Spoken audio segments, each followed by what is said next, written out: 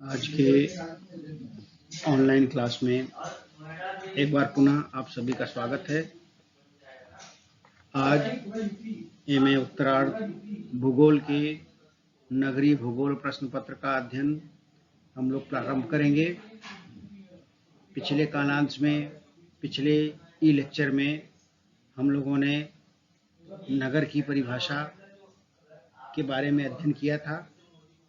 आज उससे आगे टॉपिक है आधुनिक नगरों के विकास पर प्रभाव डालने वाले कारक, factors affecting the growth of modern towns. इसके बारे में हम लोग अध्ययन करेंगे। कौन से ऐसे तत्व हैं जो आधुनिक नगरों के विकास पर प्रभाव डालते हैं। देखिए, हम लोग कुछ चीज़ें तो जानते हैं कि नगरों के विकास के लिए मुख्य भूमिका कौन से कारक अदा करते हैं, लेकिन एक व्यवस्थित एवं क्रमबद्ध अध्ययन के रूप में आज का कालांश नगरों के विकास पर प्रकाश डालेगा और इसको हम लोग सिस्टमेटिक क्रमबद्ध तरीके से देखेंगे कि नगरों के विकास पर जो कारक प्रभाव डालते हैं वो कौन कौन से हैं।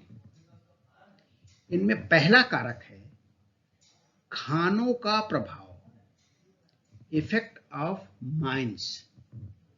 जैसा हम लोग जानते हैं कि कोयला खानों ने नगरों के स्थापन पर विशेष प्रभाव डाला। अगर हम लोग औद्योगिक क्रांति की बात करें तो कहीं ना कहीं औद्योगिक क्रांति के लिए ऊर्जा की आवश्यकता कोयला से ही होता था। कोयले के विकास के साथ साथ औद्योगिक विकास आगे बढ़ता गया और कोयले के खानों के निकट या जो बड़े केंद्र थे वहां पर बड़े बड़े नगर स्थापित हो गए कोयले के खान के पास या उसके निकट, तथा पहले से कोई विशेष उद्योग जो विकसित थे वहां पर औद्योगिक विकास तेजी से होने के कारण नगरों का विकास भी तेजी से होने लगा। अगर हम लोग बर्मिंघम की बात करें तो बर्मिंघम नगर में पीतल व तांबा उद्योग 17वीं शताब्दी के प्रारंभ में ही स्थापित हो चुका था, लेकिन मशीनीकरण तथा नगर के कोयला क्षेत्र पर स्थित होने के कारण यह क्षेत्र तेजी से उन्नति करने लगा। इस नगर का विकास तेजी से होने लगा।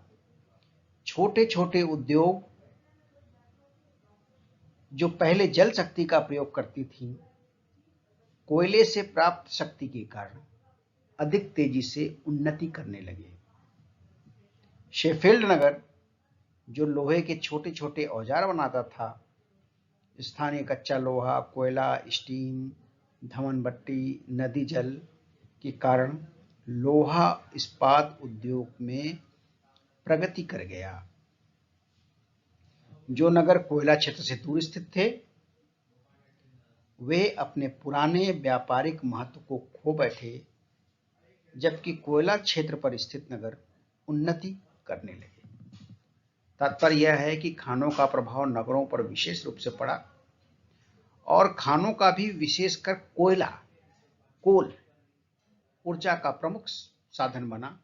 17वीं शताब्दी एवं 18वीं शताब्दी में औद्योगिक विकास में कोयले का महत्वपूर्ण स्थान था और जो क्षेत्र कोयला खनन या कोयला खान के निकट थे वहां पर नगरों का विकास तेजी से हुआ, उद्योग धंधों का विकास तेजी से हुआ, और जो क्षेत्र कोयला खनन केंद्रों से दूर थे वहां नगरों का विकास उतनी तेजी से नहीं हुआ, या यह कहें नगरों का विकास धीमी गति से हुआ या नकारात्मक रूप से हुआ। दूसरा कारक है यातायात साधनों का प्रभाव। जैसा हम जानते हैं यातायात के साधनों के विकास ने नगरों की स्थापना पर बहुत भारी प्रभाव डाला है। औद्योगिक विकास बिना यातायात के संभव नहीं था और वाष्प चालित इंजन के आविष्कार के पूर्व नदियां ही यातायात का साधन थी। अमेरिका में नहरों द्वारा नदियों को जोड़कर परिवहन मार्ग विकसित किया गया था। भाप चालित नावें बनने से नदियों का यातायात में महत्व बढ़ गया। इंग्लैंड में, अमेरिका में रेल मार्ग की स्थापना के पश्चात औद्योगिक उत्पादन तथा व्यापार बहुत तेजी से बढ़ा। विद्युत चालित रेल, मोटर वाहन इत्यादि यातायात के साधनों के प्रयोग ने नगरों में जनसंख्या घनत्व में और भी वृद्धि कर दी। रेल व सड़क मार्गों के किनारे उपनगर स्थापित हो गए। भूमिगत विद्युत रेल मार्गों की स्थापना नगरों में भीड़-भाड़ व ट्रैफिक पर अनियंत्रित भीड़-भाड़ को देखते हुए वहां पर अन्य यातायात के साधन विकसित किए गए और नगर अत्यधिक तेजी से विकसित होते गए। तात्पर्य यह है कि यातायात के साधनों के विकास के साथ साथ नगरों का भी विकास तेजी से बढ़ता गया। तीसरा कारक है ग्रामीण क्षेत्र पर निर्भरता, डिपेंडेंसी ऑन रूरल एरियाज।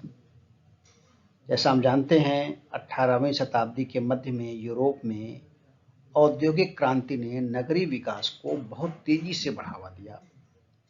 नगरीकरण की दर, उत्पादन की मात्रा, मिट्टी की प्राकृतिक एवं सांस्कृतिक उत्पादकता पर निर्भर करती है। तकनीकी विकास के कारण खाद्य उत्पादन में भारी वृद्धि हुई, जिससे कारखानों की स्थापना, कोयला शक्ति का विकास तथा यातायात की सुविधाओं की उपलब्धि ने नगरों का तेजी से विकास किया। इस विकास के साथ साथ कृषि उत्पादन भी कई गुना बढ़ गया, जिससे ग्रामीण क्षेत्र बहुत अधिक अतिरिक्त अनाज पैदा करने लगे, जिससे नगरीय जनसंख्या को यथेष्ट मात्रा में भोजन उपलब्ध होने लगा तथा नगरों में जनसंख्या का जमाव होने लगा। यातायात साधनों के विकास से ग्रामीण क्षेत्रों की अतिरिक्त उपज को नगर में लाने की सुविधा प्राप्त होने से भी नगरों के विकास को प्रोत्साहन मिला। या ये कहें कि नगर और तेजी से विकसित होते गए। ग्रामीण क्षेत्रों से प्राप्त उपज को यातायात के साधनों के विकास के साथ साथ नगरीय क्षेत्रों में वहां के जनसंख्या के लिए भोजन की उपलब्धता ने ग्रामीण क्षेत्र साथ ही साथ नगरीय क्षेत्रों का भी विकास बहुत तेजी से किया। तकनीकी विकास द्वारा कृषि, यातायात व औद्योगिक क्षेत्रों में क्रांतिकारी परिवर्तन होने से नगरीय जनसंख्या में तीव्र वृद्धि देखने को मिला। वर्तमान समय में नगरों का आधार भी कृषि उत्पादन ही है, जैसा कि पूर्व में होता था। भारी कृषि उत्पादन ने नगरों के आकार को अत्यधिक बढ़ा दिया। कृषि मानवीय साधनों पर ही पूर्णतः निर्भर रहता है। कृषि उत्पादन अधिक न बढ़ने से जनसंख्या अधिक नहीं बढ़ सकी, जबकि वर्तमान नगरों के समय इस प्रकार की कोई कमी नहीं है। कृषि उत्पादन में वृद्धि होती है, साथ ही साथ नगरों में भी या नगर के विकास तेजी से होने लगते हैं। अब देखिए, जैसे कि हम लोग एक मॉडल लेते हैं कानो। कानो एक नगर है अफ्रीका में। यह 12 डिग्री उत्तरी अक्षांश से, इसको हम लोग अगले स्लाइड में देखते हैं। इसे हम लोग इस मैप के माध्यम से, चित्र के माध्यम से देख सकते हैं। यह पुरानी बस्ती है। इस पुरानी बस्ती और ये नवीन वर्तमान बस्ती है। ये पुरानी बस्ती के केंद्र में ये व्यापारिक क्षेत्र है और व्यापारिक क्षेत्र के साथ ही साथ अगर देखा जाए तो जो बस्तियां थीं, प्राचीन काल में बस्तियां इसी व्यापारिक केंद्र के चतुर्दिक फैली हुई थी। व्यापारिक केंद्र के चतुर्दिक बस्तियां फैली हुई थी, जो कि नगरी केंद्र पे स्थित होने के कारण से नगर की संकल्पना को प्रतिपादित करती थी। लेकिन आधुनिक काल में सुविधाओं की वृद्धि के साथ साथ यह स्वरूप बदल गया और आप देख सकते हैं कि व्यापारिक केंद्रों की तुलना में जो पहले एक जगह केंद्रण होता था नगर का या रिहायशी एरिया का, वो रिहायशी एरिया एक केंद्र में ना होकर नगर के चारों ओर चतुर्दिक लगभग एक समान रूप से फैल गया,